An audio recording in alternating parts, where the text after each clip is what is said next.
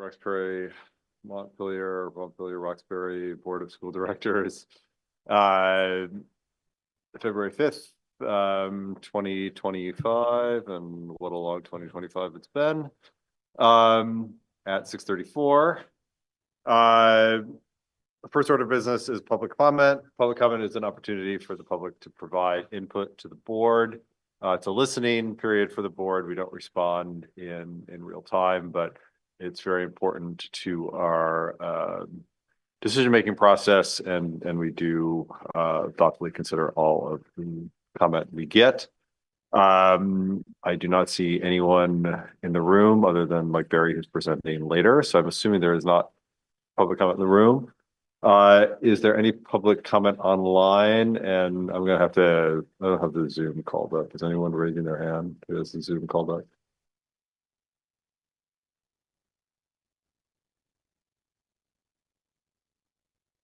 No Hey, one's Lynn or Amani, is there anyone raise their hand? No?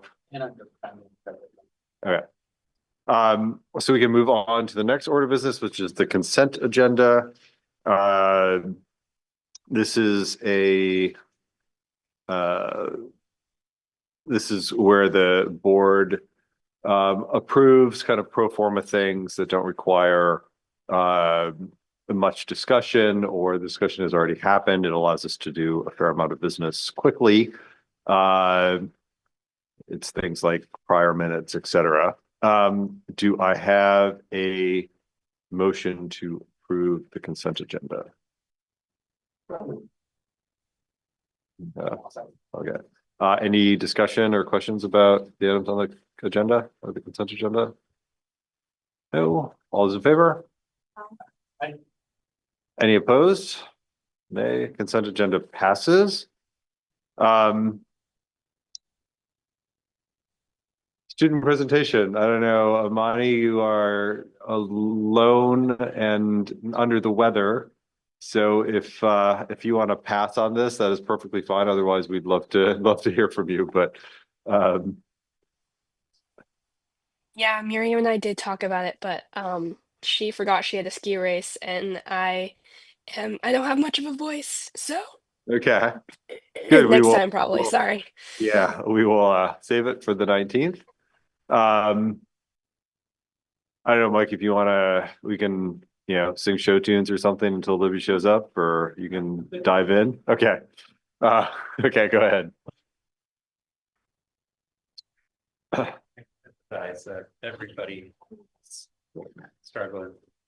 Thanks for having me. This is just our winter check-in. It's not as grand as our big data in the fall and the spring. And it's looking pretty good. So just kind of to walk through this, I wanted to walk through it, point out some things, and then talk about some of our focus of work right now in terms of instruction and learning. You can see the demographics. That's pretty similar to what's always in our reports.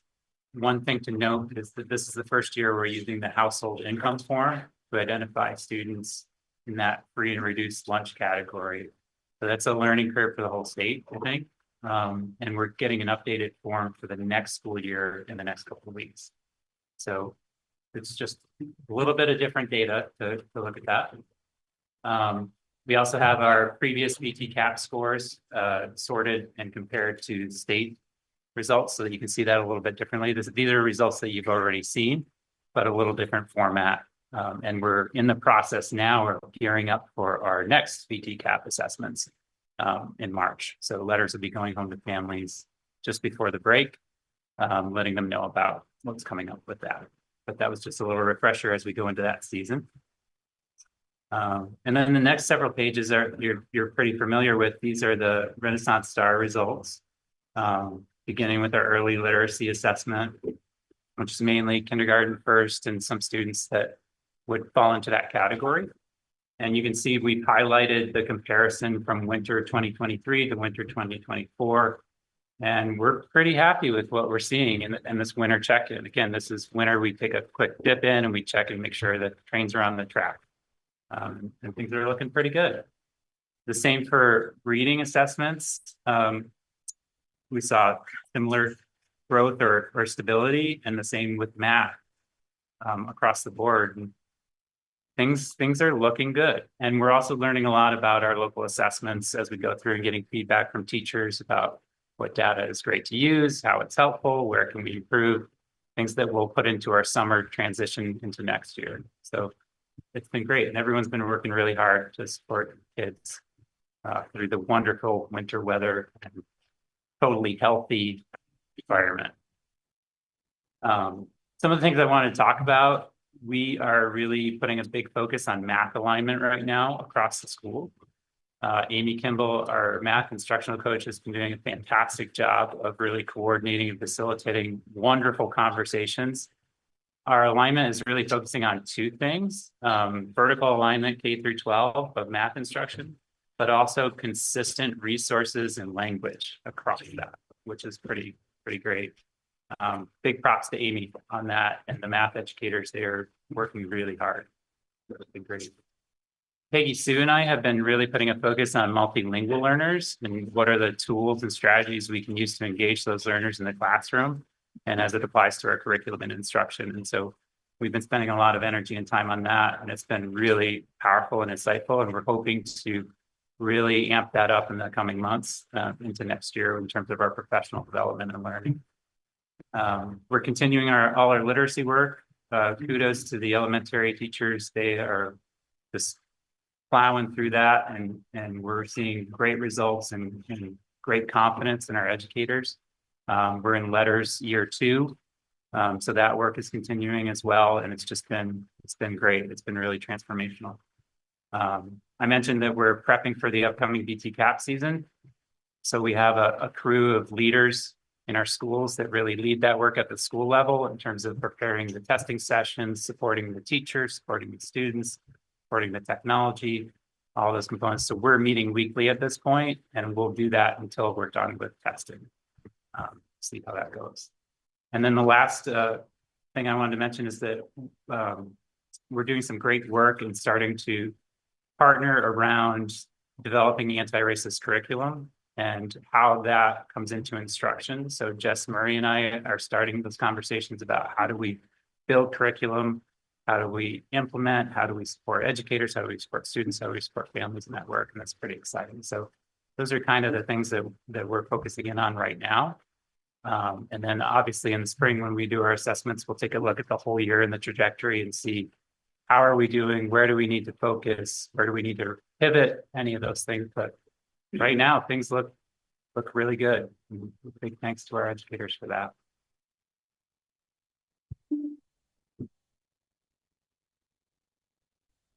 Questions? Jake? Yeah, thanks, Mike. Yeah. It's awesome to see the progress. So thank you for that too.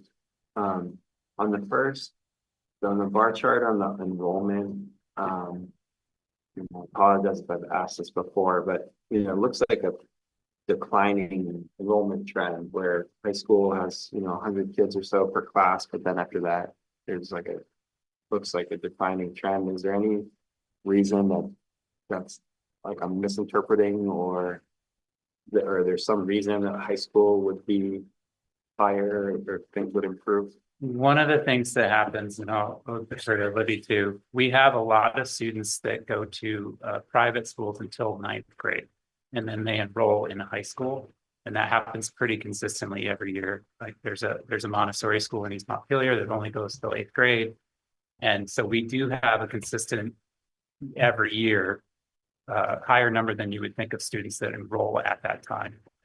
So that can be a component of it. I know that there's been some discussion about enrollment trends coming and birth rates and things like that. I'm not sure if there's more to it than that. Yeah, Jacob, do you remember the NASDAQ study that we did in the fall, right before budget season? It says over the next 10 years that we should lose about 34 kids. And most of them are at the high school level because the smaller population sizes are at UES. So as that group goes up, they're predicting a slight decrease, but it's not huge.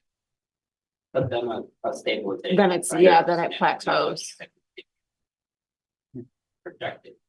I think it's in the I don't remember which policy monitoring document, but it's from one of the, I can send it to you again. It's from one of the fall monitoring documents.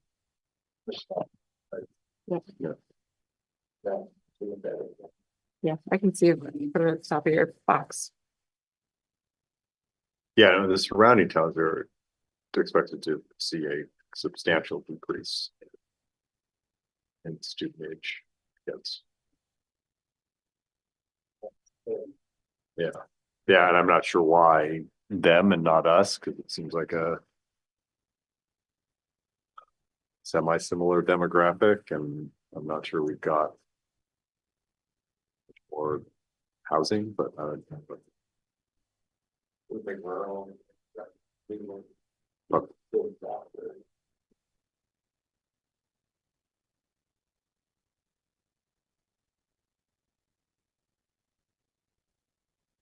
questions? Tim? That's all the note from Libby's superintendent report as well. When do you think that work will be sort of at a place to present to caregivers and families?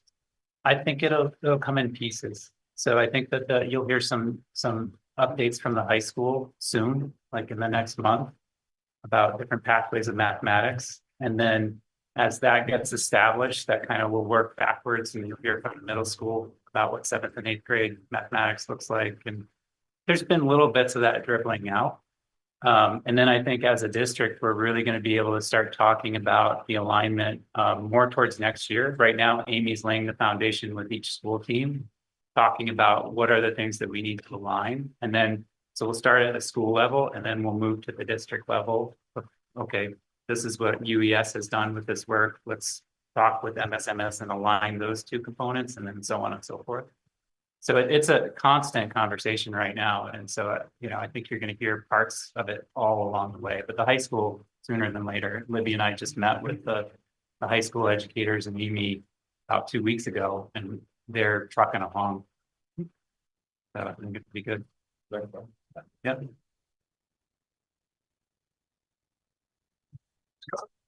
Yeah, Mike, thank you very much. I really appreciate it. Again, I say this every time when we get data presentations. I love it. The state assessment, the state preliminary results, there's a couple of years or age groups, right, that are different than the others. And I'm wondering if there's I feel like maybe we had this conversation last data presentation. Yeah, so there's a couple of things, and I present none of this as an excuse. Yeah. It's just, it's context. So one, the results from the state level are still considered preliminary, which is a thing. The second thing, we did have a discrepancy, and we did check with surrounding districts. They also had that same discrepancy, which raises some questions about where did that come from? Having said that, we're unpacking that data to see, is there something in its particular math? We're looking at that and saying, okay, were there things that contributed to this? And what was it? And we're seeing some of those things with the alignment or vocabulary and resources components. So it's backing up the work that we're doing. And it's the second year we've done the assessment. The first year wasn't perfect. So all of those things kind of weigh into that. But we took it seriously. The educators took it very seriously. And we're looking at all of it. So I think we're still on the right track based on that data. And I still have a lot of questions. One of the big things that we're advocating for with the state is that with the SBAC assessment, we had what were called release tasks. So we could see the questions that our students didn't answer correctly and understand the context. Was it test taking skills? Was it graph reading? Was it, a concept that we weren't instructing well? All of those things. We don't have that advantage with the VT cap. We don't know that. So we're advocating for that.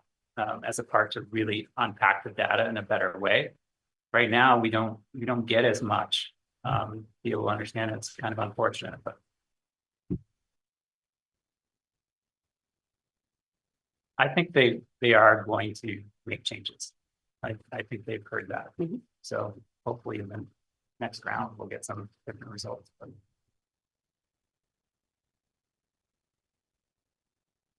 Yeah. Also appreciate the great data and also want to celebrate how the literacy improvements are sustaining. Mhm. That's really, really awesome to see. I had a question around anything you can share with us around disaggregation of the data by demographics. Mhm. I realize we have a small n size, but if there's anything that you could share about proficiency and literacy with our BIPOC students or students from lower incomes. I wouldn't be able to do that today. Okay. However, we are working on updating our disproportionality data that I think would contribute to that. Uh-huh. We'll also be able to look at the opportunity gap data after this next round of VP count assessments. So the ones that are gonna take place this spring. Yeah. Okay. We'll be able to look at that. And last year we broke that down by those demographics, comparing how students did in different demographics across those assessments. And that gave us our opportunity gap that we were able to report out on. So we'll have that soon. And I don't, the AOE has promised that we'll get the results sooner than we usually do. Yeah. So hopefully we could report on that in the spring. Okay, That would be the hope. okay.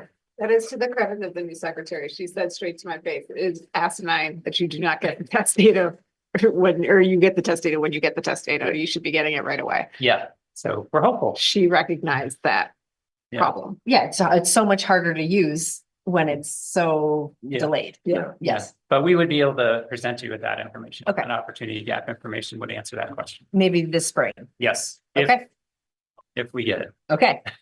All right, I'll just keep the question Yeah. open on my I'm hopeful. Word doc. Yeah. And then it's exciting to hear that you're working with Jess Murray on an anti-racist curriculum. Is there anything you could give us that would be like an example of something? So the big question, we're starting fresh. One of the big questions, one of the first things I said to Jess Murray is there an existing curriculum out there that's really good? And the answer was kind of, from everyone that we talked to, was a resounding no. Mm. There's some good here, there's a little bit good here. This is a good resource for this particular thing. So we're starting with researching what are the elements of anti-racist curriculum that are consistent, that should be a consistent part of it. And we're using the IRIS document from the AOE and a couple other things to fill that in. And then we're taking a look and trying to group those things into different potential units. And then from there, what does it look like developmentally? So if you're talking about, belonging or identity, what does that look like for a kindergartner? What does that look like for a fifth grader? What does that look like for an eighth grader?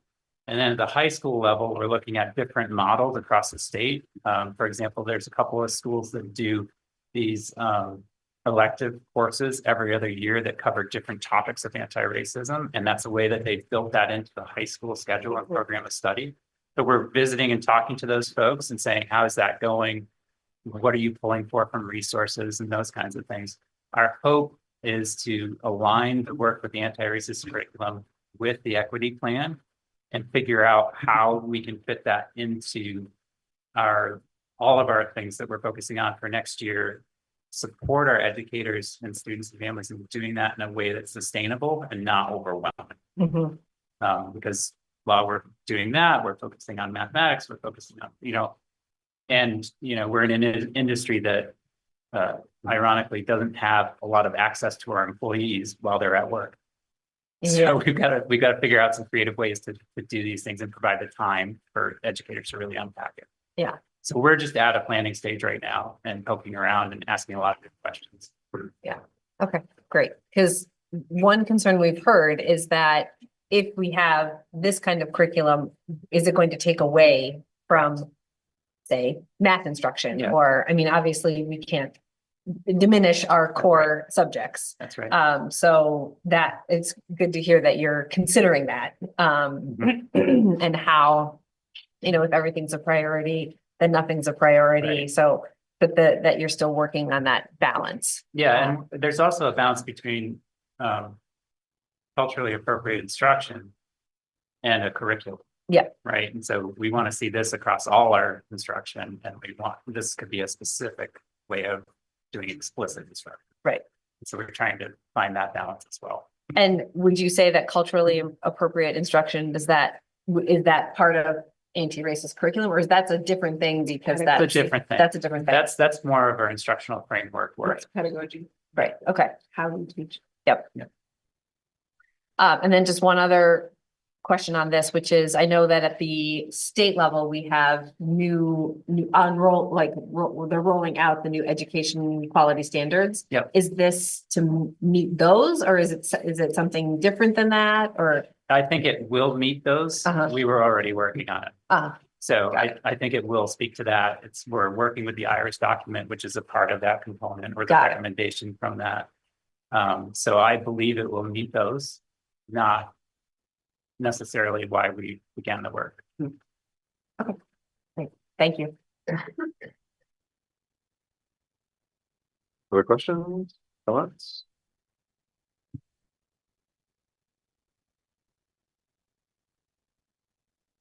Thank you, Mike. Always great to see the numbers, great to see the work, and thanks for presenting. Thank you. Thank you. School board self-assessment, turn over to you. It's gonna be so fun. Yes. Yes, so we are assessing ourselves. This is something that is a new practice for us, right? Have we really ever done this? One time. We did it one time. So it's definitely a new practice for many of us in this room. And it is a recommendation or a requirement, I think, now of the district quality standards, which are officially in effect on July 1st of this year, but we're, getting, or was July It's 1st also of in your 2024. policy. Yeah, and it's in our policy that we should do it. So it's essentially us taking a look at how we do at the essential functions as a board. So those essential functions are policy, monitoring, budget and financial oversight, efficient and ethical operations, and community engagement and vision. There is another one, but which is evaluation of the superintendent, but given that we are about to embark on a shift in how we do that by getting the services of the VSBA, we thought, let's save ourselves the time and not necessarily spend the time to evaluate that one. So I was thinking what we would do is we'd pair up, and each pair would take 2 of these different aspects of what we do as a board. And your job would be to go down the column and see, these are the things that go into monitoring. So for example, our district has financial management and general financial accountability policies in place. Is that fully achieved, mostly achieved, partially achieved, beginning to achieve, or I don't know. And then there's all these other characteristics of monitoring, and you'll do your best with your partner to say whether or not we are fully, mostly, partially, or beginning to achieve. And if you don't know, then that's okay too. You can say, I don't know. I'm getting a lot of quizzical looks from my people in the room here. Let me pause and see if everyone's with me so far.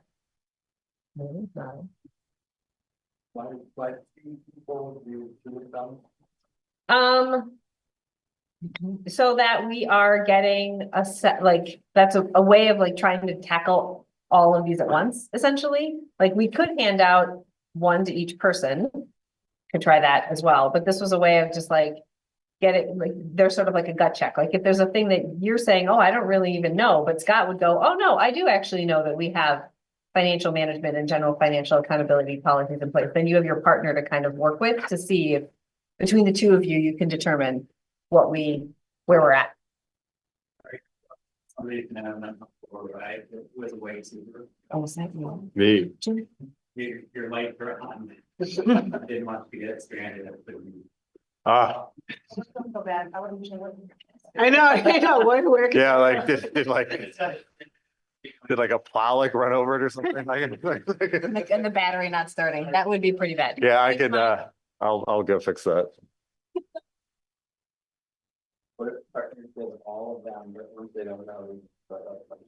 Yeah, I think that's fine. If between the 2 of you, you don't know, that's okay. How much time do we have? Oh, do all of them? I didn't print that many out. Oh, how much time do we have? I don't know. We can take the time we need, I guess. There's 6 different domains. 1, 2, 3, 4, there's 5.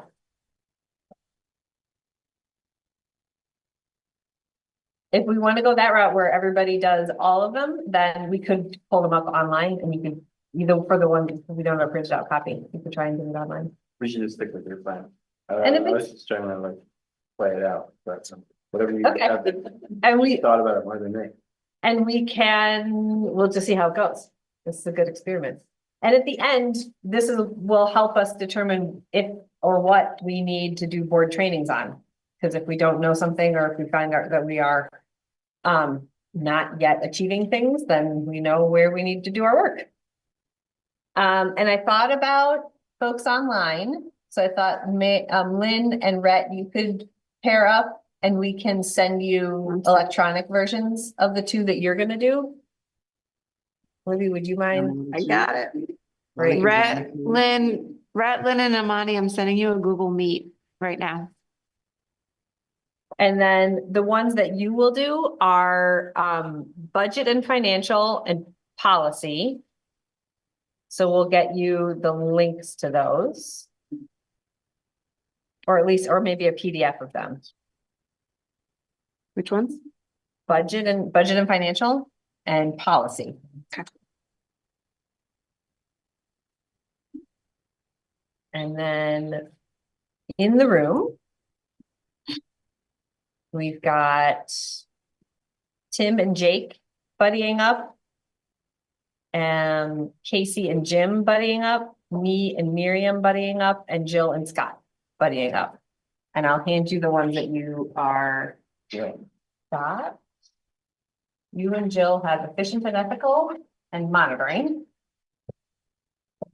Casey, you and Jim have monitoring and community engagement. There you go. Tim and Jake, you've got efficient and ethical and community engagement.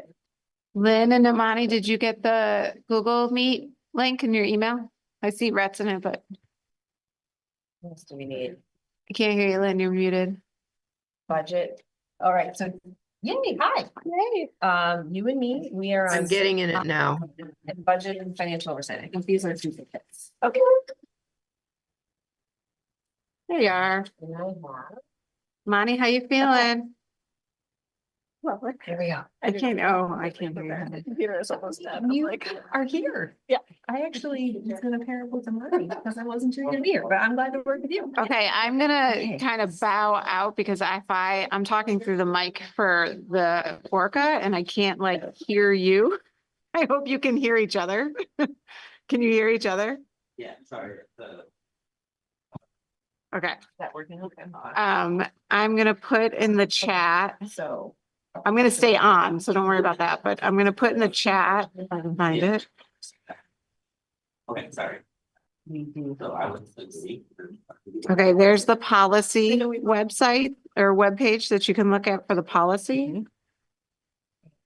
What was the second one? The second one for them Yeah, sorry, is budget and financial. sorry. Okay, budget and financial. Okay. So would we say agree or wrong? Oh, I was thinking policy. Policy. Yeah. Everything okay? Yeah. Good. You're buddying up with Casey. If you wanna probably- Okay, so those are the two links for you guys to take a look at. You're okay. If you can just give me a thumbs up saying that you got that. Create broad.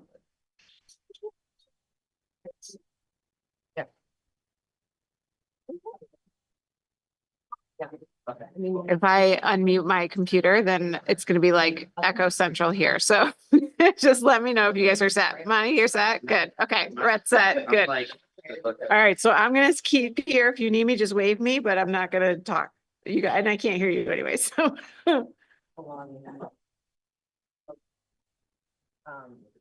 Those are really broad, and then you're right, during the actual budget season, Libby presented suggestions from the administration, and we adopted them. Yeah, I mean, kind of. But I don't know if it's really. Like, we didn't really like decide on a number. That we did. Yeah. No, that's true, we did not. That is a parameter we did not do. We chose not to. Yeah, considered it, but we chose not to do it. It was, we asked the question a number of times, and we're like. hard to We do tell. have, Yeah. we do have a. I mean, because we could have, Conflict of interest. we might have had an tax increase that we thought was okay, but it was harder to know. Right, I feel like we have a. right.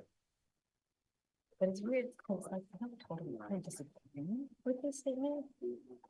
Sort of strong agree. So it's sort of like, I mean, I feel good about how we handled it, but it's not, thought we had I hear what some you're saying, sort like of not a, exactly what the. Like, maybe it was a procedure or something only in the Agree. same year. Have like not broad goal. Yeah. But it might be good to maybe. Yeah. Engages the community in setting budget priorities. So That- we did that a bit, when I like maybe first up the started, budget I season. Public venues, like what would you I would have prioritize? assumed that it was And then we certainly did the it top part. throughout budget Or season.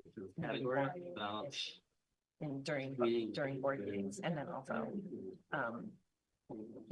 trying to hold community forums. The ones that like. I mean, it literally does spearheading. have conduct, Did we use, not it's just. You know.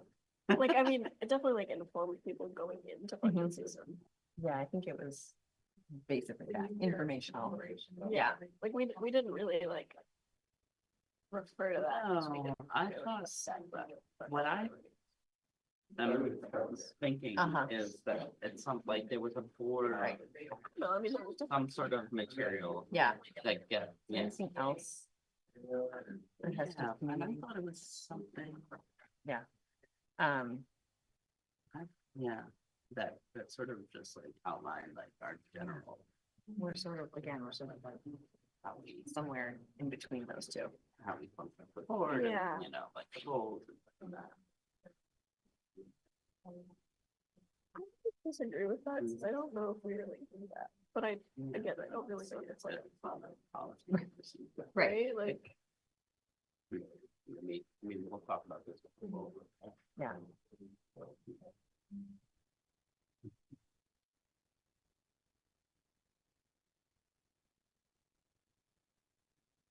I think, as it's stated here, we don't. Do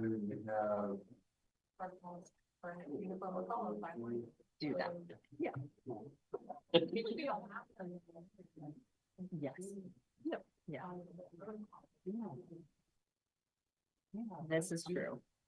Okay. We have, in addition to Christina, there's like, and this is on policy. So I don't know if like verbatim, but there's multiple people who have to check for, signing, big checks. We have to have the board approval for amounts above, like contracts above a certain amount. And then we have an audit every year. Great. And then. Those two. Yeah. Yep. Yeah. Yeah. All right. Right.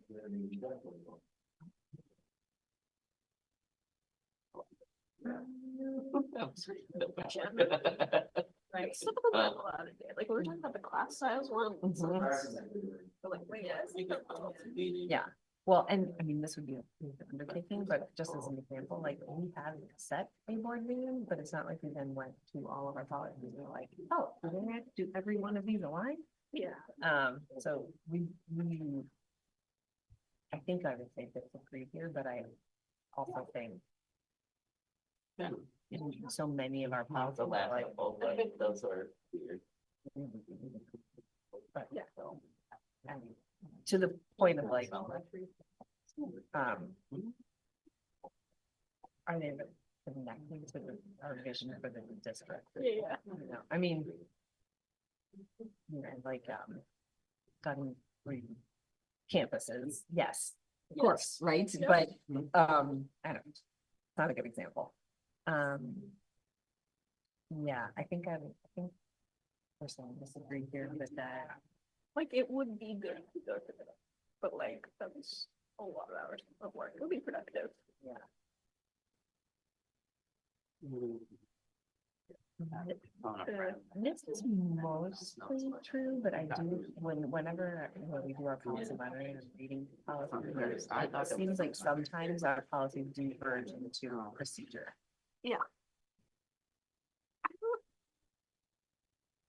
I don't know if they clearly describe the board that's already there. I mean, they do, I feel like, but I don't know if they're always accurate to the boards. Yeah, and this is more true for ones that are like more newly written, where we've been more, given more focus to actually state it like up at the top of this policy, and then going into what the policy is, but that's not the case for. Yeah. I mean, it's sort of monitoring. Like, we would know if they were. Because we do. Identify measurable outcomes or objectives. with all programs. I don't know, honestly. Our policies identify measurable outcomes or objectives where appropriate. Some of them do, so some of fireflies could be considered a measurable objective. Sure. Here. Probably some of the financial ones could be kind of considered a measurable. That's a weird way to state it. Yeah. That's not the intent of policy, really. Yeah. And they do say where appropriate. Yeah. So Yeah. I think it's an acknowledgement that not all policies Right. have measurable. I was on objectives. I mean, I guess you could have a policy that like you should have before and we maximum also a certain amount of struggled considered to keep clear, up or with that. Yeah. that Um, CrossFit calendar. cases should be Mhm. followed up on in a certain amount of time. Whatever, like there are probably more measures. The way we use this board is But I don't know if it's always like part of it. Well, and I mean, measurable doesn't necessarily need to be a number either, because I think what we would be, what we're saying here is like, can we look at it and decide whether or not we're in compliance? Yeah, right. So in that case, I would say yes. Close to that. Our policies lead to fair, reasonable, and consistent and objective treatment of It's- issues. Oh, No, it's the mixing, it's in my. I mean, the reality is that the administration who uses our policies more than the board actually like, uses them. because Jim's been my administration board relies chair on them. forever. And He's like my best friend now. I think a guide as to whether or not this is. Whether or not our. People are. Treated under, because of a policy. Maybe don't ask what the administration in school think of it. Yeah. But like we haven't had anything come up to our knowledge. I mean, and we have seen, like, a few years ago, we were getting people saying, Yeah. HHB, at least the enforcement of it, or the like follow through on it was not. And we reviewed the policy and reviewed procedures to make them stronger. Or if we actually changed the policy itself, or if it's just the procedures changes, I think it was more the procedures. But that is an example of what I'm talking about, where people were saying, actually, this is not, we don't experience fair, reasonable. Consistent, but it's gotten better. I would agree. Stakeholder representatives.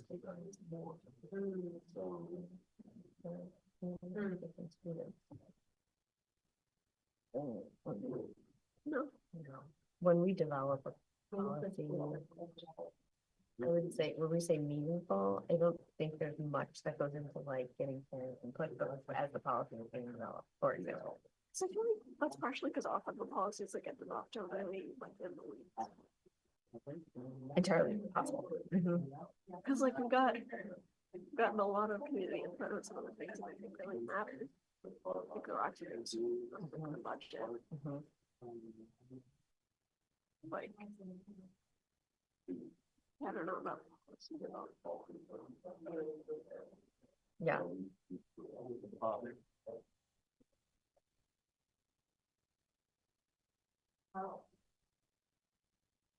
I don't think this happens. We also haven't.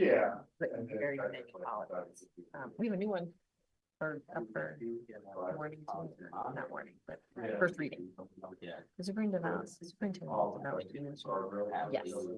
is true. Throughout the year. Policy review protocol that ensures every policy manual is reviewed every 3 to 5 years. That's different, I think, than monitoring. Yeah, like, is this still aligned? Right. That would be a good thing to have. We might have the protocol, but I don't think the. That seems like a thing to do. Yeah. Other. Well. We'll see what the other. Version is with no policy.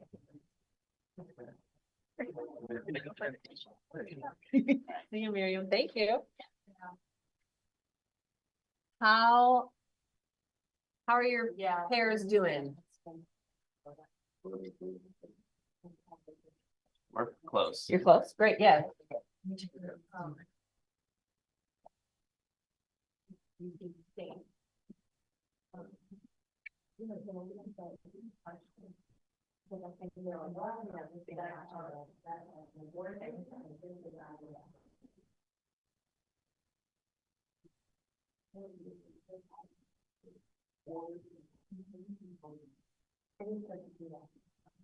Yeah.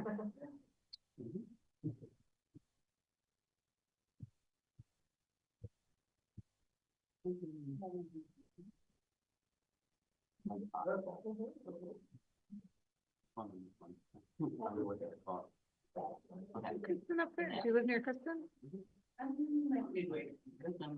Oh, okay, she's further up. She? Oh, I didn't realize she was that far up there. Okay, she's on, I know she's told me stories about how she likes to watch people get stuck. Does. I mean, I think they do. Not that I. That's not bad for.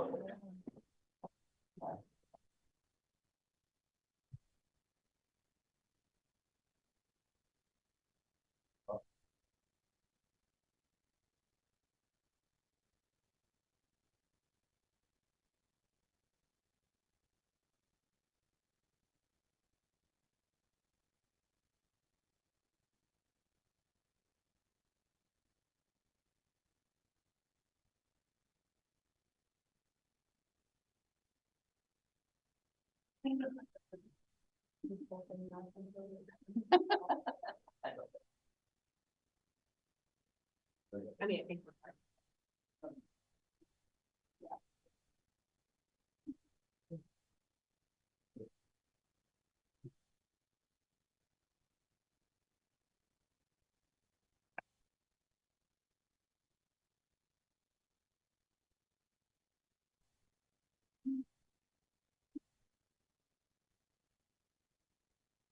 Tim and Jake, I'm emailing you the link right now. Wonderful. How are you? Did you get to see this? No, I didn't.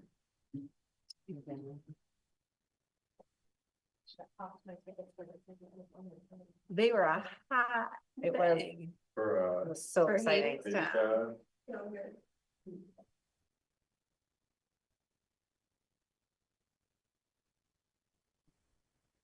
Did you finish?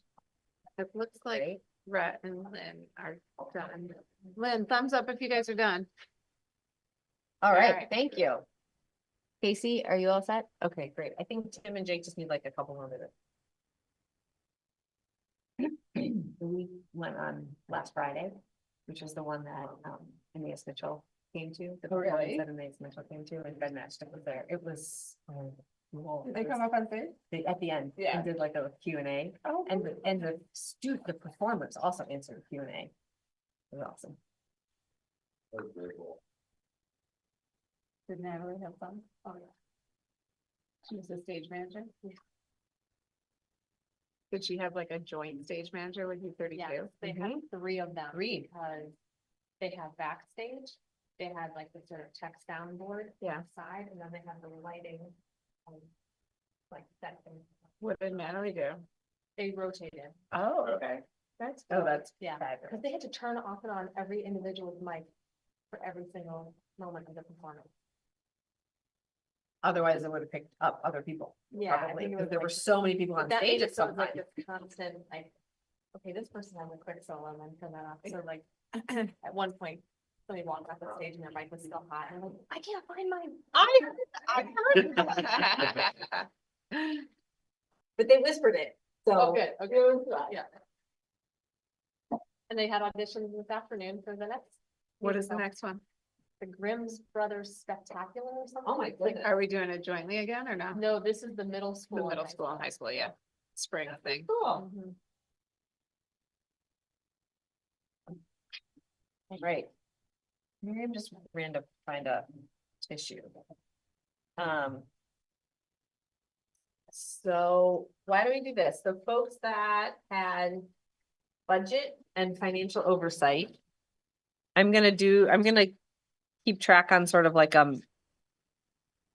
central location so that we can see how, like where the strengths are and where the gaps are, and that'll help us determine where to go from here. So who had budget and financial oversight and self-assessment? Lynn and Amani and I. Okay, why don't y'all kick it off? So these are pretty broad. And so we had a hard time disagreeing in a way because they're quite broad, it seems. So the board adopts and monitors policies related to budgeting and financial oversight. We strongly agree there. Where I think it's not necessarily in policy. Part of this, that's a question, is the difference between our priorities and our policies. In our priorities, we're making gains and we're communicating better with the community, I think, on a year-to-year basis. That's not necessarily policy, but we thought that, yes, we have policies related to budgeting and financial oversight. The board develops broad budget parameters and expects the administration to create the line item details. We agreed. The board engages the community in setting budget priorities. We strongly agreed there. I think that we have a process that brings people in. I don't know. I mean, I wish that there was someone more critical of us sitting in our group. The budget is responsive to community priorities and concerns as reflected in voter approval of the budget. We agree. The board assures that internal controls are in place to protect public funds. We agree. Thinking about the capital fund and the general fund and the way that we kind of break out money in those ways for additional projects. The board receives quarterly financial reports. That's certainly agreed. And then there's an annual audit and it's free from any significant findings. We strongly agreed there because we haven't had any problems with our audits. Great. Thank you. Miriam, you and I also had budget and financial oversight. Do you want me to take it or do you want to take it? For reporting what we found? Go ahead, but I can come sit there. Okay. So on the first one, we chose agree, not strongly agree. The board adopts and monitors policies related to budgeting and financial oversight. So we said agree, but not strongly agree. On the second one, we're the same as the other group that we agree. The board develops broad budget parameters and expects the administration to create the line item details. The part about the board engaging the community in setting budget priorities, the other group said strongly agree. We said disagree because we were thinking about this particularly from the very start. Certainly we agree that the board is responsive to community priorities, but we don't do work on the front end to ask the community to name what the budget priorities are. Is that where we were coming from on that? Yeah, I think I was thinking, we didn't really go into budget season this year, or best I remember last year with like a set of priorities other than the broad goals that we already have as a board. So I think that we definitely used the input that we got at community events to like inform us going through the process, but I don't feel like we had community engagement in setting priorities before we went into budget season to guide the development of the budget, because I don't think we really had those priorities more specifically than the ones that we use every year. Yeah. And we recognize that that is challenging to do. So, you know, but this could be a place, an area that the board wants to focus to figure out how to do this better. And then the budget is responsive to community priorities. We said strongly agree. And the board assures that internal controls are in place. We said strongly agree. Receives quarterly financial reports and assures the administration is addressing any material deviations. Strongly agree. And the annual audit is free from any material findings. We also said strongly agree. So the only place where the two groups had significant disagreement was the part about engaging the community in setting budget priorities. Does anybody else want to chime in on those? Back to Lynn, Amani, and Rhett. Was there any follow-up you wanted to make? I think that engaging the community in the front end is that's a nearly impossible task. I mean, it's like serve on the board. When curmudgeon comes out at the bed. Thanks, Rhett. I only thought too was, I think that, we can react to what the community communicates to us are their priorities. Like, not necessarily for the better or worse, but like, I do feel like there's definitely like our community can be vocal about their priorities, and I think we do respond to that. I'm not sure how much more we could do upfront, but I think our team does a really good job of communicating throughout the budget process, like trying to get that feedback. But that was just sort of what struck me about the difference between those two answers, is I do feel like we do react to community priorities. Sometimes that's not a good thing. Yeah, I think it's, I mean.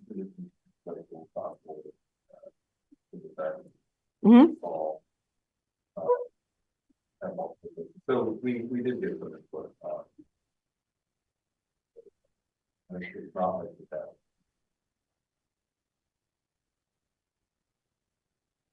Right. That is true. Yeah, I mean, I think we do a really good job with community engagement, especially this year. I think we were just trying to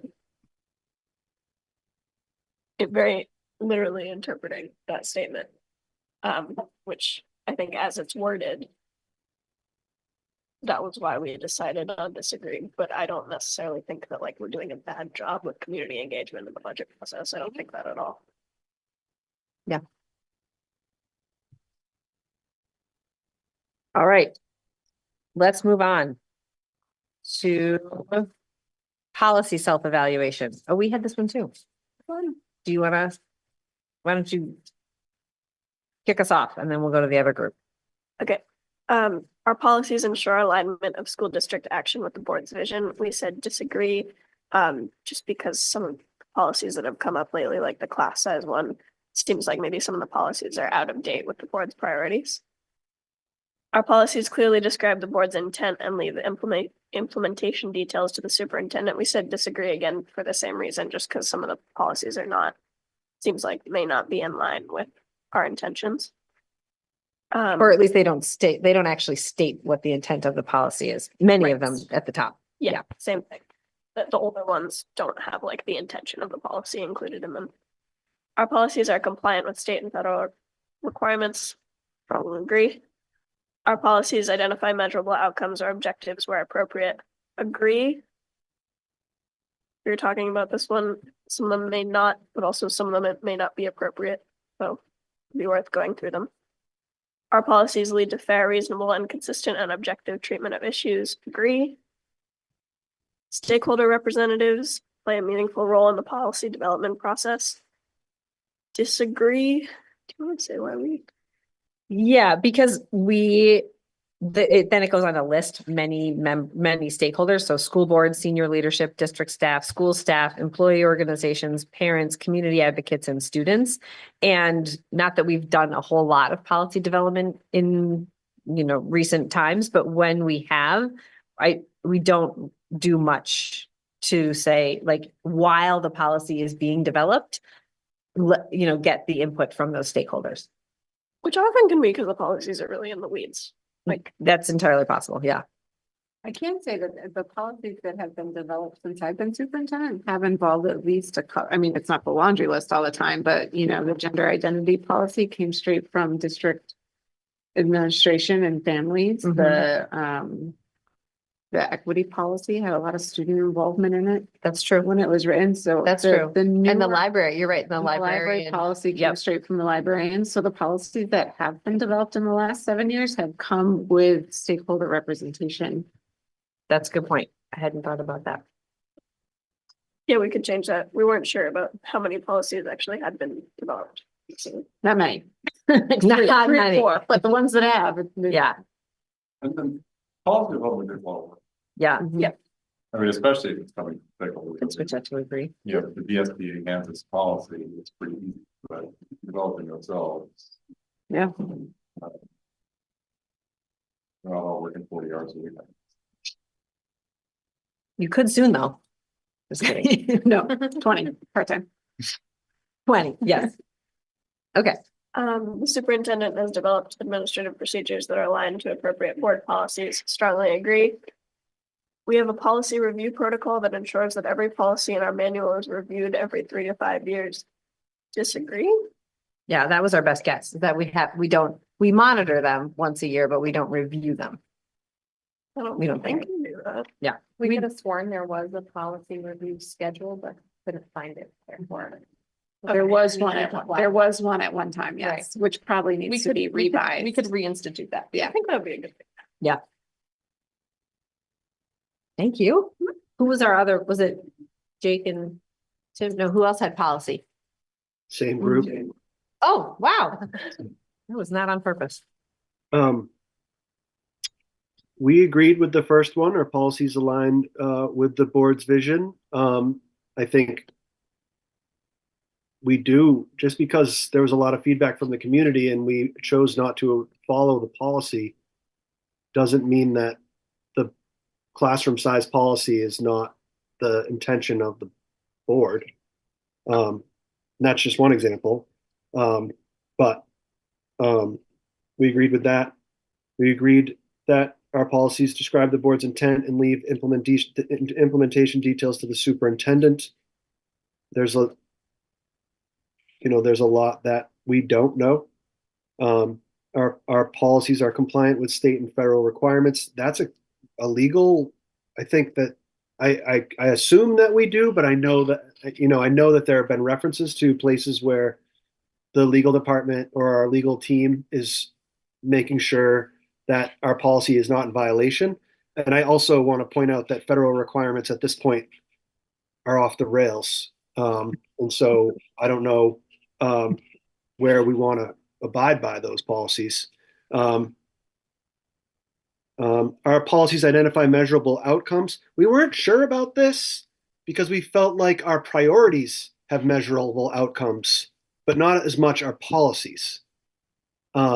And we do a good job of trying to find measurable outcomes for our priorities, which we put a lot of work and time into.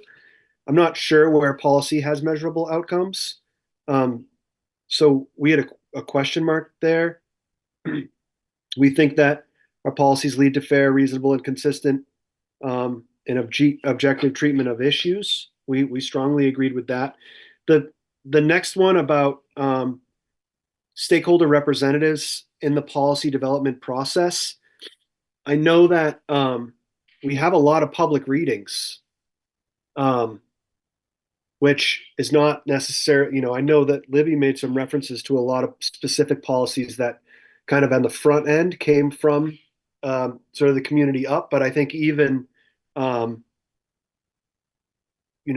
even just the 3 readings tries, I think if somebody's going to share an opinion we're gonna take that into account. It's a kind of a tough one, in a lot of cases. We think the superintendent has developed administrative procedures that are aligned to appropriate board policies. And then I think we were thinking about the policy monitoring, not the policy committee, with the last item. Okay. Great, thank you. Let's see, how about community engagement and vision? Is that what it's called? Yeah. That was, Tim and me. And if you now understand why you came to. This one landed with him and me, but, we've been on the board for a year and a half or so. So there are things on here that we weren't sure about. So we did our best, but if people feel otherwise, and some other group did this, right? So maybe knows better, much better, but, yeah, so anyway, the first one is, that stakeholder representatives, school board, senior leadership, district staff, school staff, employee organizations, parents, community advocates, higher education, business leaders, and students helped create a vision. We were not really sure if those other groups were involved in creating this school district vision. Yeah, I put between mostly and fully achieved. I mean, when we did the visioning process over a year and a half, 2 years ago, I mean, it was a pretty robust process. We hired Nathan to go through it. Yeah, I think with a process like that, you can always have more voices. We had some meetings and some sessions that I think were well advertised and well brought to, that I wouldn't say were offended and wronged. But I think over the course of the period, we got about as much involvement as we realistically could have. But again, I think you could always, there's always going to be someone out there who you didn't hear from. I put right in the line fully and mostly.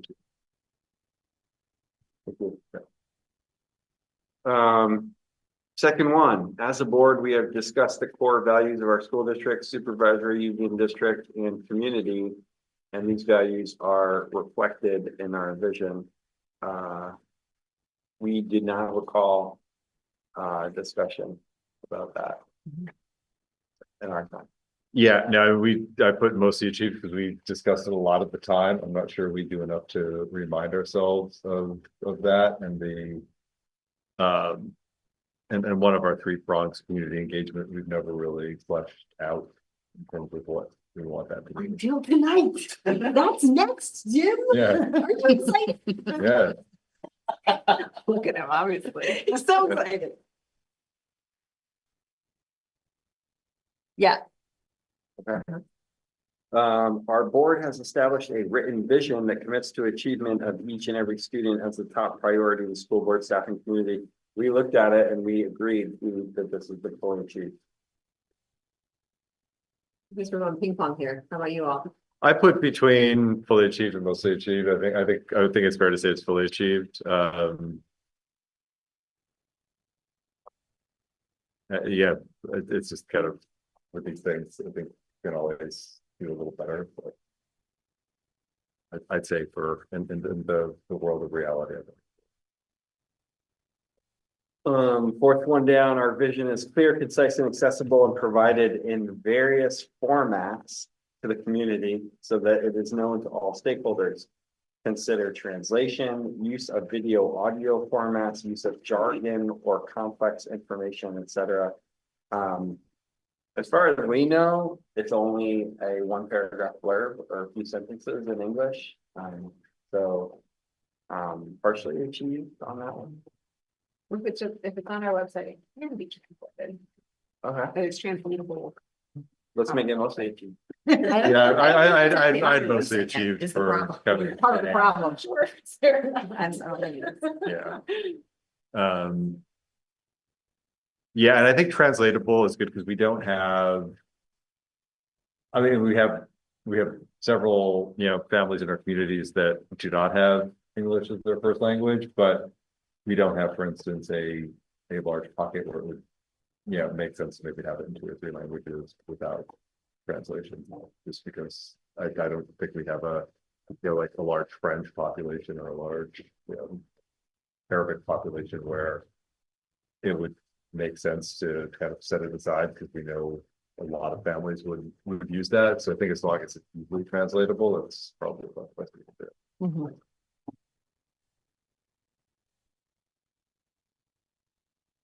it. We frequently revisit and reaffirm our vision to ensure our constancy of purpose. Tim and I do not recall revisiting the vision in our time. We're sure. Yeah, and I put mostly chief because just as you came on, we went through a robust process, and I'm not sure that I'm not sure we need to slap ourselves too hard for not going back to it, but I think with board turnover, it's always good we're probably due to at least walk through it again.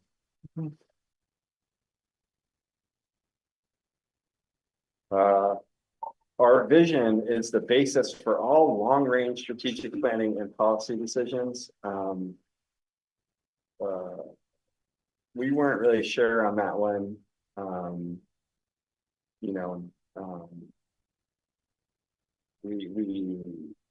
It doesn't feel like it. Yeah. Yeah, we don't talk about it. And we do all this long-range planning and policy decisions, so we rarely bring up the vision. Yeah, I put mostly chief because I think all of our large range planning and policy decisions fall within the vision. I'm not sure if we do a great job of starting with that and really making tying it to it, but I think because I think we did a good job of crafting visions that make sense and are kind of generally where we want to go anyways. It happens a little by accident. The people are purposeful.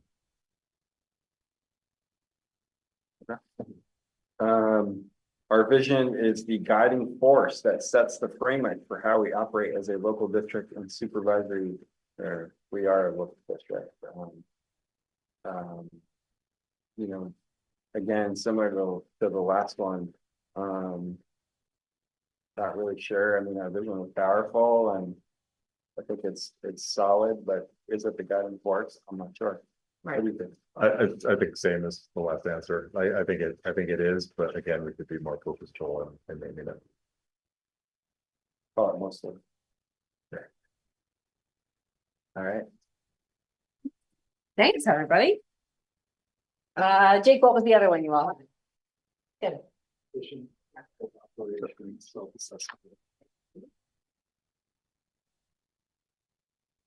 Go for it. The board has a conflict of interest policy. We agree. Conflict of interest policy is adhered to. We agree. Conflict of interest policy is reviewed according to the policy review schedule. We presume. The board adopts a code of ethics that outlines expectations and commitments. Not sure. The board has discussed and adopted operating protocols. Presume. Protocols are uniformly followed by board members. We presume. Board stays out of staff and student issues, which may result in quasi-judicial hearings before the board. We agree. Board handles quasi-judicial hearings in a consistent and orderly fashion and arrives at clear, fair conclusions. We agree. Board members respect the fact that they have no official power outside the actions of the full board. We agree. The board adheres to open meeting law and carefully follows statutory guidelines for executive sessions. I think we generally agree. Board members are respectful to other board members, administrators, staff, and community members. Agreed. Board members have the information needed to make informed decisions and understand their potential impact. Agreed. Regular board meetings are efficient and generally last no more than 2 to 3 hours. Agreed. Generally. Board members participate in board development activities annually. Question mark. And board members understand that they are community trustees to assure quality education and that taxpayers get a great return on investment and that they are not the operators of the school. Agree. Great, thank you. Did you also have that one? All Yeah, right, how'd you do? What'd you think? we did really well. So board has a conflict of interest policy, strongly agree. Conflict of interest policy is adhered to, strongly agree. Conflict of interest policy is reviewed according to the policy review schedule.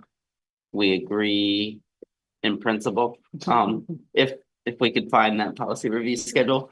The board adopts a code of ethics that outlines expectations and commitments. We put disagree / unsure.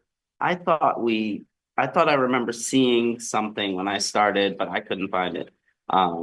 The board has discussed and adopted operating protocols, same thing. Like I thought I remember seeing a document that had sort of our operating but I couldn't find it. We found the code of ethics.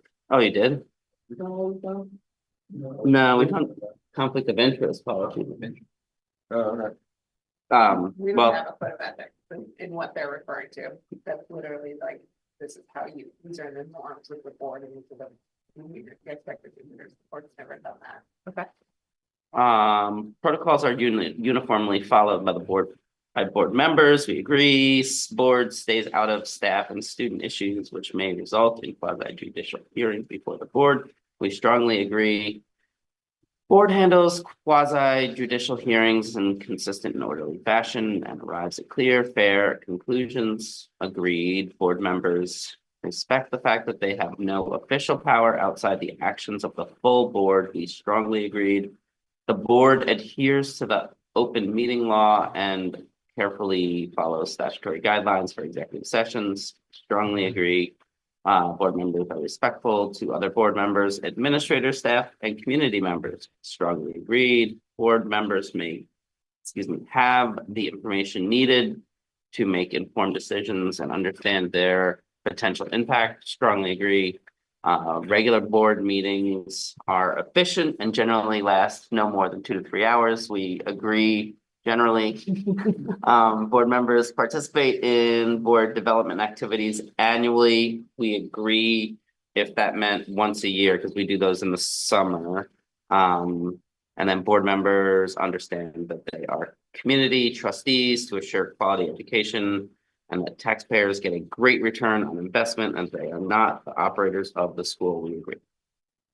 Right. It sounded like there was mostly agreement between the two. Yeah. Of both, like where it's like, ooh, I'm not Yeah. so sure, and where. That's what I got. Tim and I, at the beginning, agreed between each other that we strongly agree to nothing in life. So, Did you strongly agree? This is not we agree that we don't strongly agree with things, but we agreed on most of the items. You're very agreeable. Mostly. Generous. Presumably. All right. You're guilty. What did it? Scott, yeah, you and Jill had one more. We had another one. And I think that might, and then you, yes, you have one more. Okay, great. All right, and I also did monitoring self-assessment.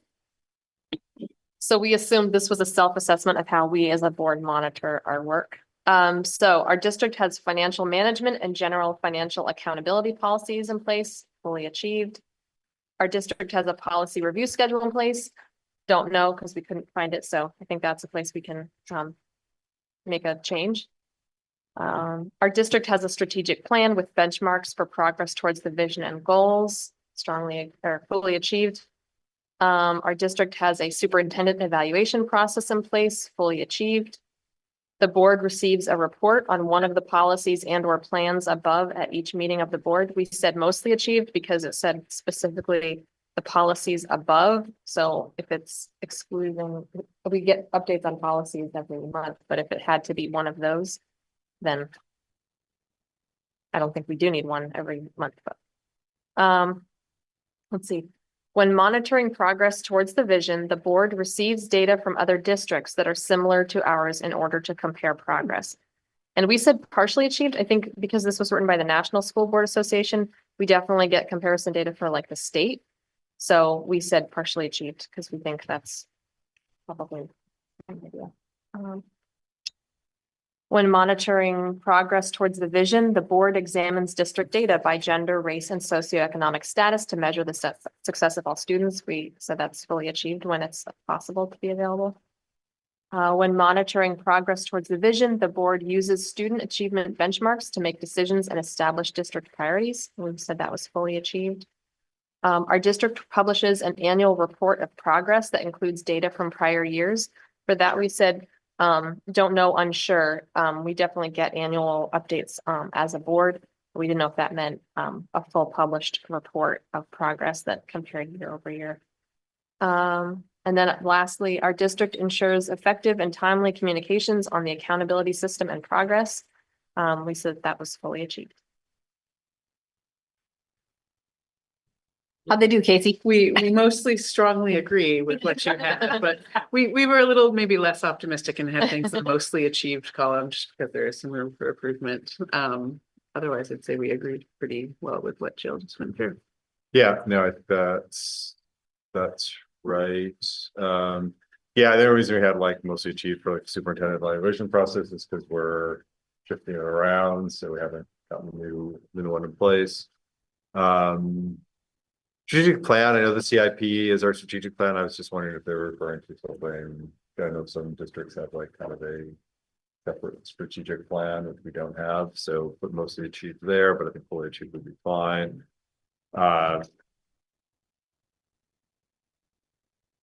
Just put partially achieved on examine data by gender, race, and socioeconomic status. I think we do fully achieve to the extent we can, but it's so hampered that I'm not sure how helpful it is.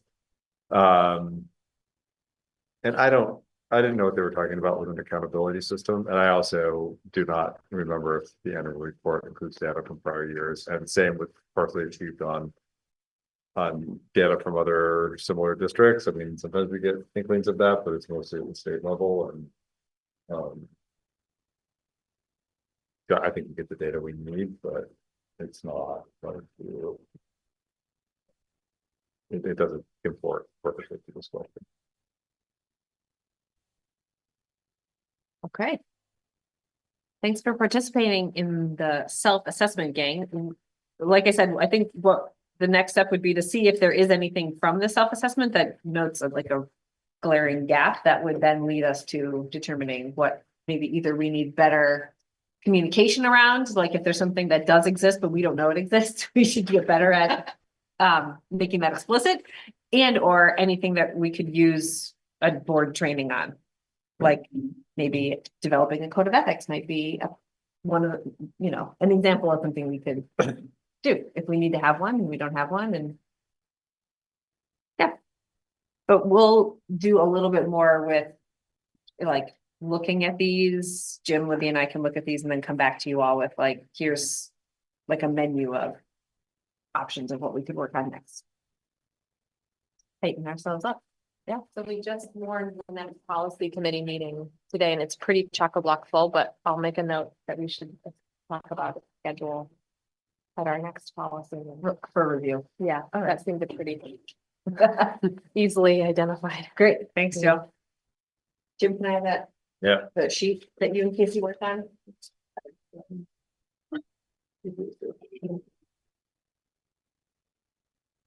No.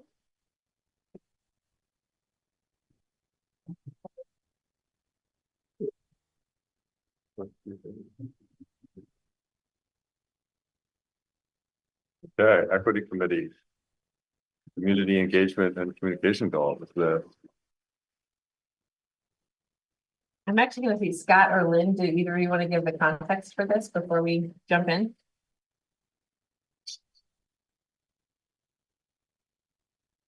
I'm happy with you taking the lead, Okay. unless Lynn wants to. Oh, you're muted, Lynn.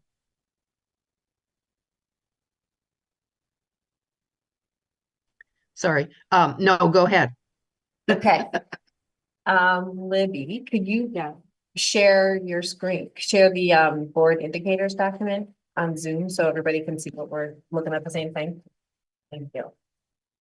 So, this is work that the board was doing 2 summers ago to move the visioning work into, concrete priorities and, in what success would look like.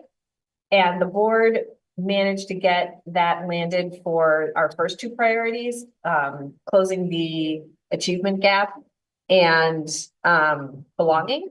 But we didn't make it to the, third one as a full board, and it sat there for a little while the board needed to focus on other things, like the budget for this current year, which took a lot of our time, and the board wasn't able to get back to it. So the equity committee volunteered to do the initial drafting of what the expected indicators would look like that would match these district objectives within the third priority of the boards, which is community engagement and accountability.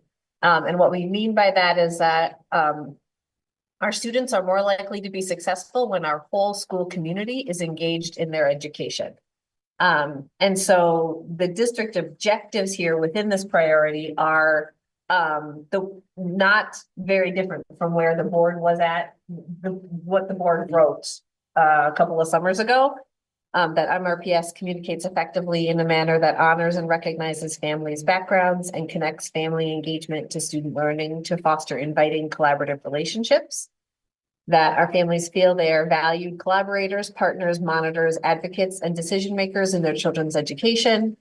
And success looks like a broad and diverse group of stakeholders who contribute to the school community and decisions that are transparent and accountable. So the committee didn't do hardly any like wordsmithing or editing to those objectives. We focused on what would indicate success in these objectives. And that is what's in the right-hand column. I'm not going to go ahead and read through all of those because they're right up there for you. So we are recommending that these be the expected indicators to go along with those objectives. We also have a few questions that the committee wants the board to help us decide, or the board to be the decision makers on.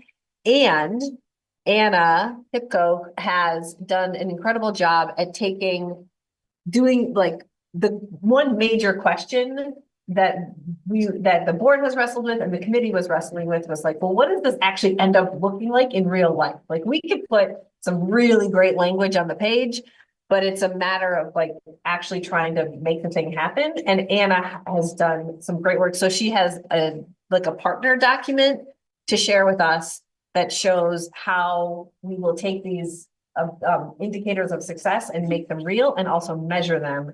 And that in a way that we can report back to ourselves and the community on how we're doing. So we have those 2 things to share with you tonight and to get the board back on. And then we have some specific questions that we want to ask the board. So that's where we're at right now. Are there any other gaps in fill in? Okay, all right.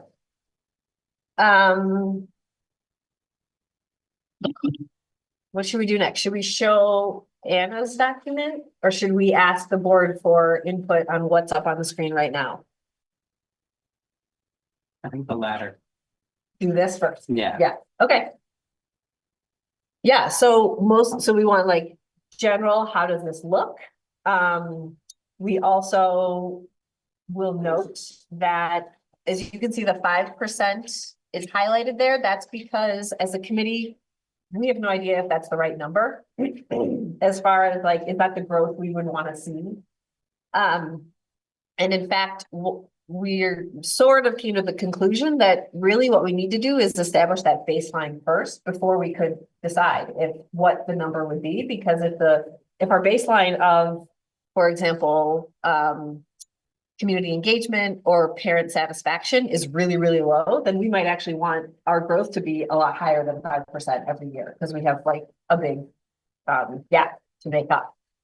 But if it's also like already at 90%, you probably don't necessarily need a growth of 5% year over year. So that was our sort of rationale for why, for one, that's a placeholder number and that's for the board to decide, but that's also sort of the context of what we were thinking about when going through this. Does the top bullet on the indicators supposed to correspond with the top objective? I think so. Hold on. I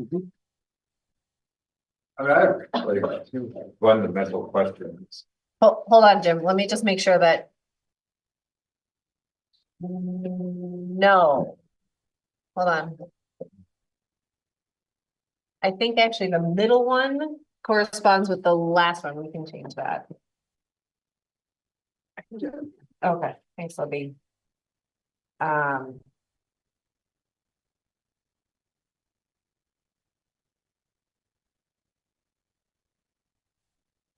Now I think it does. Is that right, Scott and Lynn?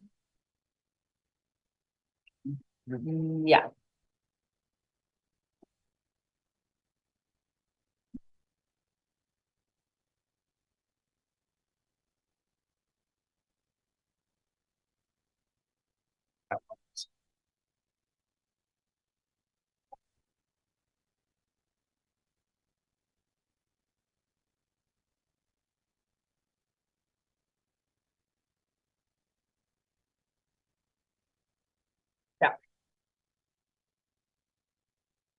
There was also a question about whether or not, like, a year-over-year increase in engagement, actually what that tells us. Right, like. People can be really engaged because they're happy or really engaged because they're unhappy, and so an increasing engagement itself may not indicate, Or be disengaged for either one of those reasons. yeah. Yeah, I mean, I mean, my two fundamental questions are like, how do you establish the baseline? And then second, like, why is an increase considered a good thing? I mean, we could increase engagement by doing a bunch of stupid stuff and making everyone scream and holler. We could decrease engagement by doing everything perfectly and people being like, schools are great. I'm gonna watch more Netflix shows and turn my email off. I'm just not, yeah, those are kind of my fundamental questions. Well, I think Anna can help us answer the first one, because Yeah. she's done a lot of great Yeah. work on what the measurements look like. And I definitely hear what you're saying on the second one. I don't know that we can answer this Yeah. second one. That's it's a little bit more of a like a meta or rhetorical question, feels like to me, because but my initial thinking on that is the board established community engagement and accountability, or communication and community engagement as a priority. And so clearly we care about making sure that we are keeping track of how well we're doing at engaging the Yes. community. So I think we want to at least give this a try, you know. But I guess my question is, do we measure our end or their end? I mean, because we can control what we put out, we can control the opportunities for input and engagement. Mhm. We can't control how the community reacts. And in some ways, us doing a good job may result in the community, feeling fine. Yep. So I think having increasing the openness, the transparency, the opportunities for engagement is something we can both control and measure, and I think universally find a good thing. After we talked Yeah. last week. Yeah. Anna and I were talking about the same thing, that after that conversation, both of us were kind of letting the ideas we talked about percolate. Anna can say it much more articulately than I could, but to measuring what we do. Yeah. What's the outcome of that? In terms of, we can measure when we have a community forum on a topic, how many people come, right? Versus the lip sync battle versus. Yeah. We can measure all of that in terms of events.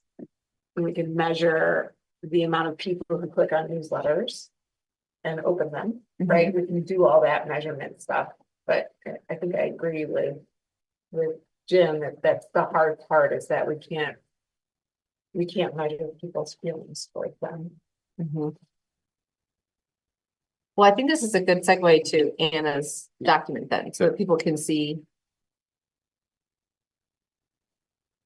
literally what this would look like as far as the actions that we would take. And that's largely around the third objective and the third indicator.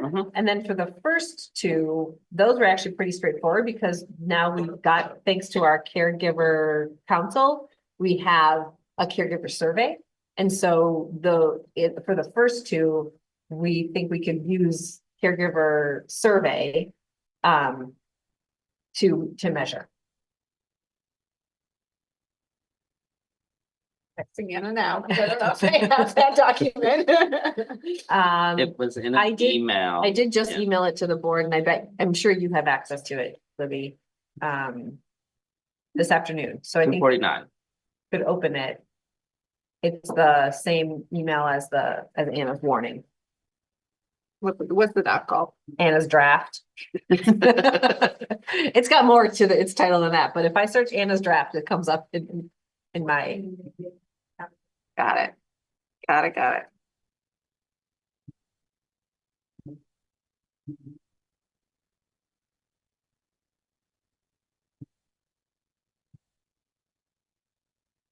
So on the left-hand side of this document are those things that were on the right-hand side of the other one, which are the indicators. In the And- same order. Yes, in the same order, they do match.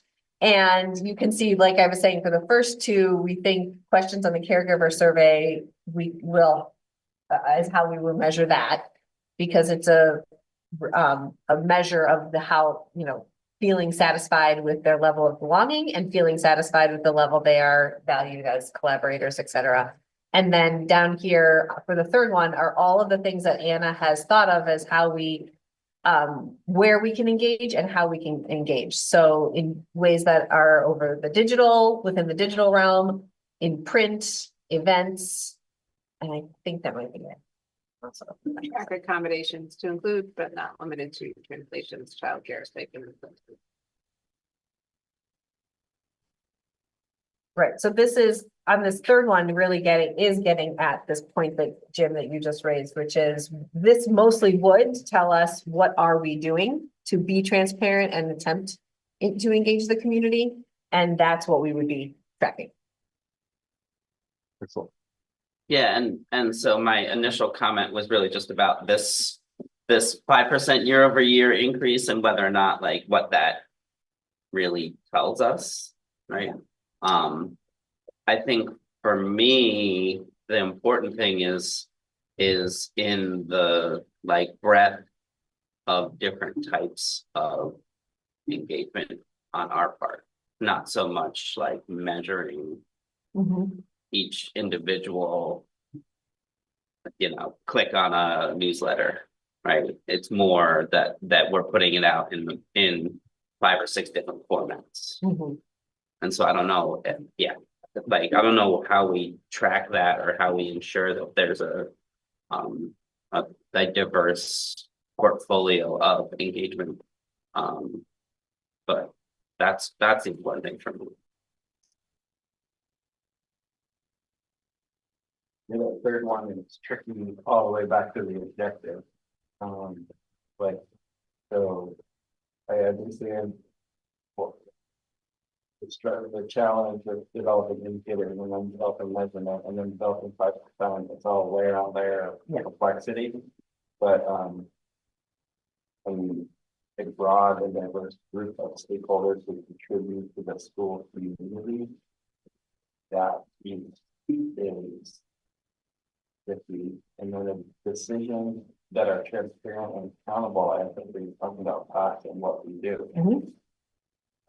So I mean, if you're going to measure that, you might want to ask how the board's decisions been transparent and accountable in something like that high survey, the criteria survey.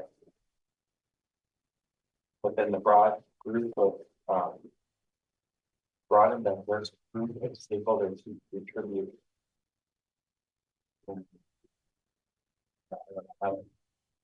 Over that, like when so I think it's everyone goes here, right?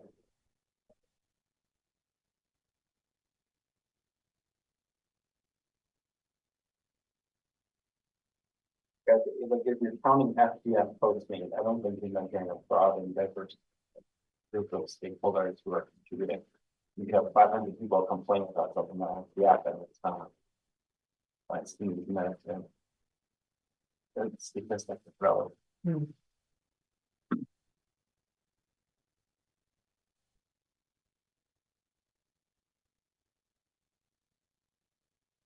I think the intent was not posts on Front Porch Forum that are referring to like the district. It's more us putting stuff out to the community through different media, whether it be print or digital on Porch Forum. Because yes, I totally agree with what you just said, but I don't think that's the intent, is to be Of a like, measurement. yeah, it's So what are we putting out on Front Porch Forum or in a newspaper or, you know, on a newsletter, email that. Okay, so it's like referring to the decisions that are transparent and accountable. A way to measure that would be that the board is communicating our decisions on public forum. Yeah.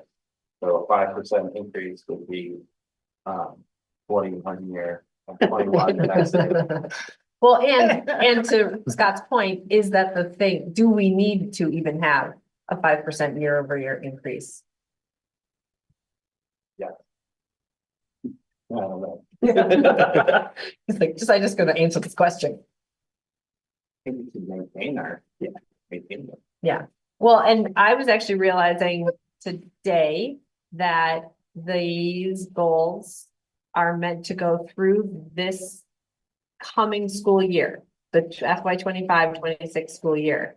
So it could be just that what we do is in order to, is for this time period, just work on establishing that baseline. Just work on like getting our feet under us, essentially. And then when it comes time to reset our goals and reset our priorities, if this remains a priority, we can then have some kind of information to go on that would help us decide whether or not we actually want to see continued growth or just maintain, because we actually think we're doing what we can do to be transparent and accountable and engaging with the community. I think that's a good idea, Mia.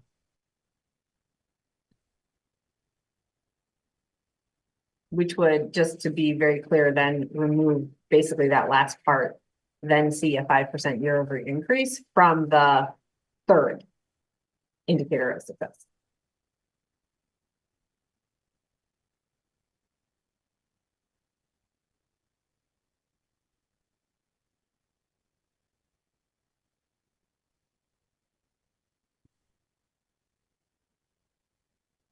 Are there any other thoughts on this draft of the indicators and the work that would be the essentially communication and engagement plan? My immediate thought on like the first two was that the indicators were very attached to how people were reporting that they felt.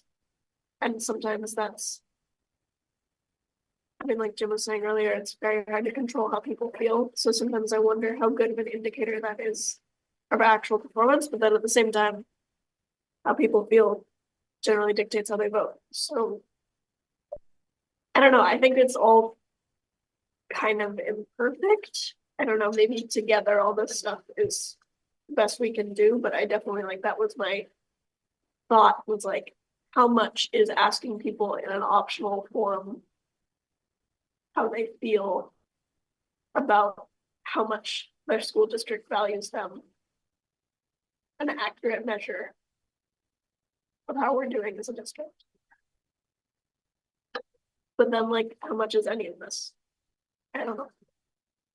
Well, and it's not the only thing we're measuring as far as how we're doing with the district, right? Yeah. Because there's these other two priorities that have to do with how, like the data that we were getting earlier tonight is a big indicator to us. The committee did talk a lot about this. I'm glad that you raised it. Just as the background for this is that at first we started with a like benchmark and increase in people, people's like rating on what their sense of belonging is, or what their involvement in their kids' in education is. That's those are the two objectives. And we realize that we have parents along the spectrum. We have caregivers who want to be very involved and caregivers who are like, I send my kids to school every day for a reason, because there are professionals who do this. And there's neither is, there's no judgment on either of those, but that what we don't necessarily want is for somebody who feels that they're at either end of that spectrum. Like we don't want to be trying to measure the spectrum. We want to measure somebody feeling like, yeah, if I'm at this end of the spectrum, I feel like my, input is being valued. And if I'm on this end of the spectrum, I feel like my kid's getting a great education, I'm satisfied with it. So that's how we landed on B. We want to be getting the input about people being like, right on, not one way or the other, because we think that they should be at one end of the spectrum or the other. Yeah.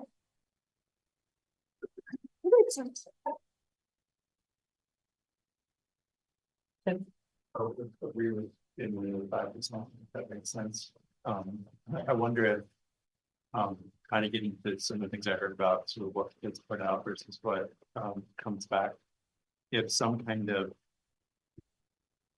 I don't want to say like a self-assessment, but if looking at above at some of the other things, there's like a reporting and whatnot, and if in each of these where there's a sort of roll-up report about what we've done in each of these, not to make like crazy amount of additional work with a lot of detail, but how have we been communicating out this year? And that way, like we would have an inventory that could be kind of like a baseline for the board as it goes forward, and we can see if we're dropping off in here in this area, or we've had particular success doing this thing that we feel like, we talk to parents and about some kind of educational thing, and then I'm thinking the math thing, right? Like we're doing a lot of work on it.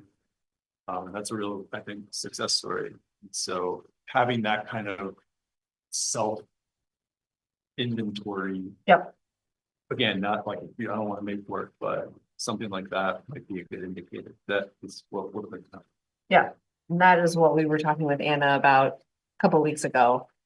Along those exact same lines, we all want to see, like, on a, I don't know, annual basis, what happened, how did we do? But we also don't want to make it like incredibly burdensome for Anna. So she's looking at all the different ways that she can get that stuff automated, or at least like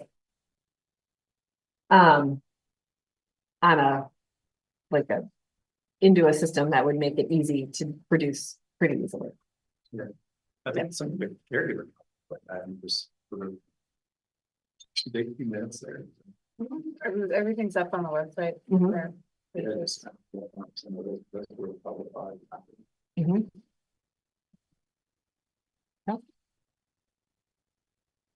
Any other feedback or questions? Yeah, no, thanks, committee, for all of the comments.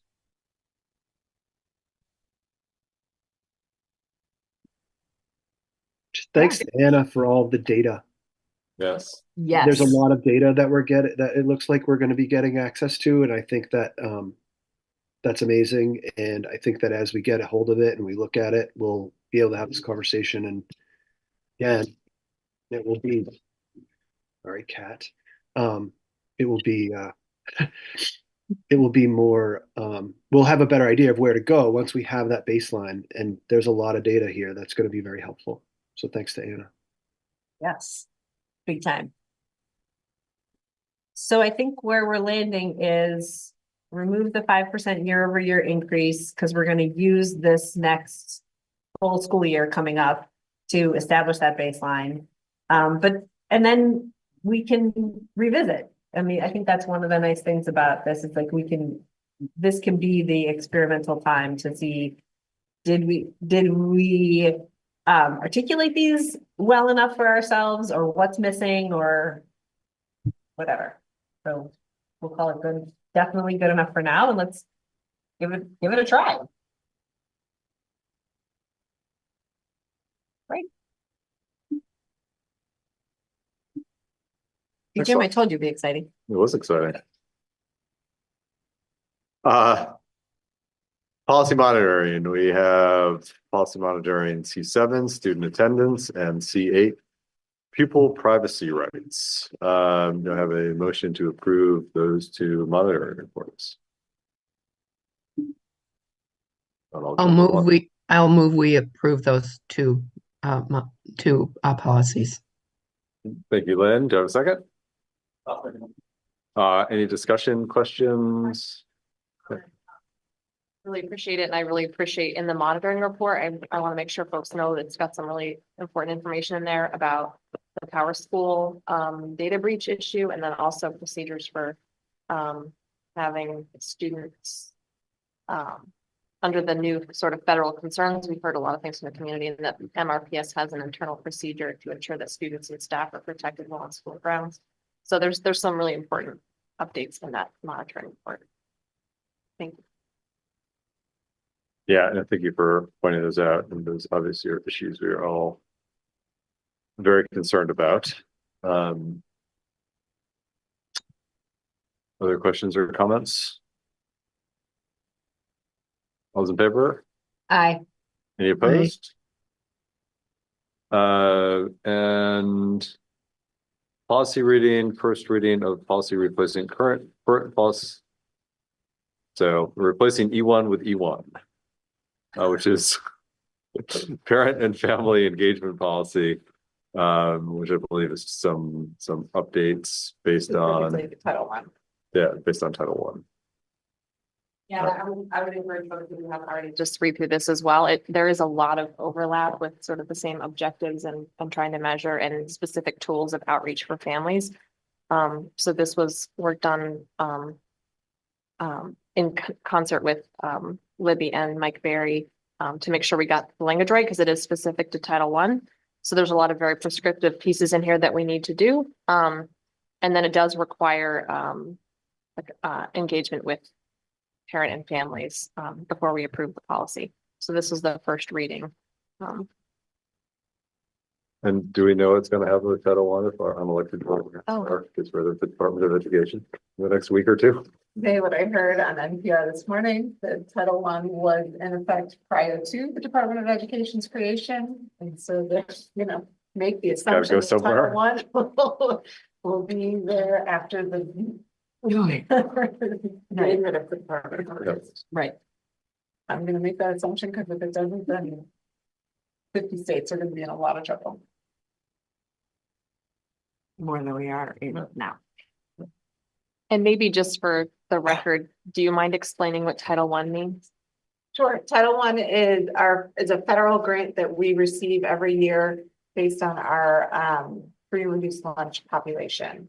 And so all three of our schools now receive Title I funding, and we pay primarily for some intervention positions through Title I. There's a little bit of other things, but it's really hard to use Title I dollars for other things. So we pay for salaries of interventions out of Title I. But with Title I, there's lots of rules that go with it. And so our Title I, the policy that's on the book for parent and family engagement, is out of date. They redid the model policy, I think, 2 or 3 years ago. So if we were to be monitored or audited by the Agency of Education for Title I, we were out of compliance, which is why we had to redesign this. And I used Franklin Northeast and Missisquoi Valleys as a baseline, because they had already gone through the monitoring process and their policies had gotten approved, whereas others had gotten thrown out. So use theirs as a baseline or a model for some of the language in here, just made it MRPS specific. Thank you. So this policy dictates what we need to do to engage families, because we get Title I funds. Yes.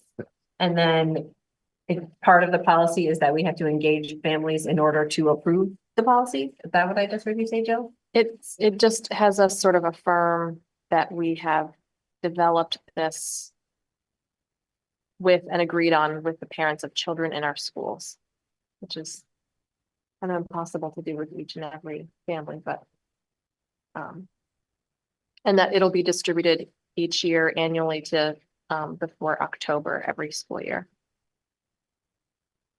Okay. I did try to read it. It's pretty dense and Yeah. very legal. I wonder if, because it's about engaging with families, if maybe there's a way there could be some kind of like click here to read this like in regular, like, I don't know. We had that conversation, or I should say, the policy committee a couple of years ago had that conversation with Pietro. Yeah, And he said, do not do that, wow, because these are as legal documents as you can get for a school board. okay, And this one in particular, a lot of the language in here, while the activities might be MRPS specific, but the language was given to us. as I like, see. This has to be in your policy. so even having an explainer is not, Yeah, yeah, I remember I'm not asking Pietro that exact question. Okay. It's like, don't do it. all right, It can add to confusion. okay. I have a question about that. When we have these public opportunities for engagement, can we identify them as following the Title I policy? Like, not instead of summarizing the whole policy, but like just, I don't know if that's worthwhile or not, but I don't know, maybe it's a silly idea. It is one of the expectations, like is that we have to communicate with parents and families through a variety of platforms to maintain the caregiver councils, to utilize parent and community engagement meetings and events, including parent-teacher conferences and back-to-school nights to engage parents and obtain feedback on such things as the school parent compact and other supportive services provided to students, and to provide parents with resources and opportunities to support their children in engaging educational opportunities. So I do think those things you mentioned would be helping us stay in compliance with this. And maybe we can point to this.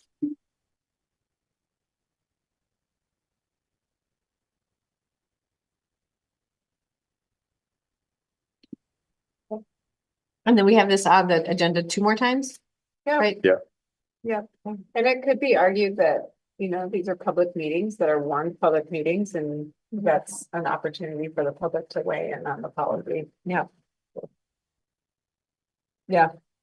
When we send our heads up about a board meeting, we could make sure to highlight new policy that people could. Knowing that it doesn't sound like a lot of latitude in a lot of stuff. What's that, Jill? Knowing that we don't have a lot of latitude in Right. some of the. Sounds like there's not Yeah. much we can change about this one. Activities we can change. Yeah. Okay, but the- Newsletters, school board presentations, district website. Yeah, we can articulate the things. That's do. all our language, Mhm. yeah. Okay. But the like 1, 2, 3, 4, 5, 6 big headings, yeah, that's Don't touch it. language we were given. don't touch it. Got it. There's a first reading, but only means there's more readings. What's the process? So Yes. when you have a new policy, the new policy has to go through 3 readings. Doesn't have to. That's what right, we do. did find out Yeah. that.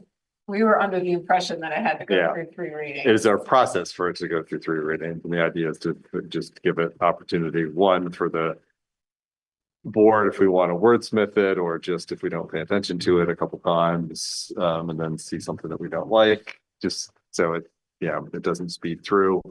And then also to give the public the opportunity to engage, for those members of the public that are reading our proposed policies. And then on the 3rd one, we vote formally as a board, or is it then the 4th meeting? I think the 4th meeting, The 4th meeting. did we put it in the consent agenda? Especially. Yeah. We'll vote formally as a board to adopt the policy. So given the thing, this is gonna go to the caregiver council sometime in that, before the vote. If someone says it there. Because it seems like that's a requirement. Is that like, Yeah, would that's what I that was be, would that be what we would do to satisfy that requirement in the policy that is developed in concert with families? We can certainly bring it to the caregiver council. Might be a good idea, so. Maybe I can come. Often. You are always welcome, Jill. You can be the one to say, nothing in this policy can change. Except for the activities. Are there any activities you would add to this list? I'm not, I just got a chat GPT summary of it while they're sitting there. It's pretty good. Like, it's a lot more readable. Can I see it? Can you send it to me? We aren't allowed to link it. We aren't allowed to formally explain it to anybody, but I'd love to read it. So, but that's just to note, there's nothing we're doing with this right now. It's, I mean, we had this conversation, which is helpful, but we don't have to Come like back vote to the or next anything. board meeting, and then the third reading will be the first in March. And then if we want the caregiver council to be a part of it, be a part of the conversation, then that meets the third Thursday each month. So it would be March. The third Thursday of March. Wait, you could do it this February? No, That one's booked already. yeah, okay, never mind. Okay, then we can vote on it after that. Yeah, and we can, I mean, we're not in a hurry to speed this along, or we can get the time. Right. To it. Yep. We're already out of compliance, so one more month's not gonna kill us. Yeah. The agency of education right now is There's not certainly- going to monitor. They're certainly not us. coming to take a Yeah. look at this policy right now. Like take away the money. Before we adjourn, there was something I was gonna say during consent agenda that I missed because I wasn't here. Do you mind if I Yeah, go It's ahead. very, very brief.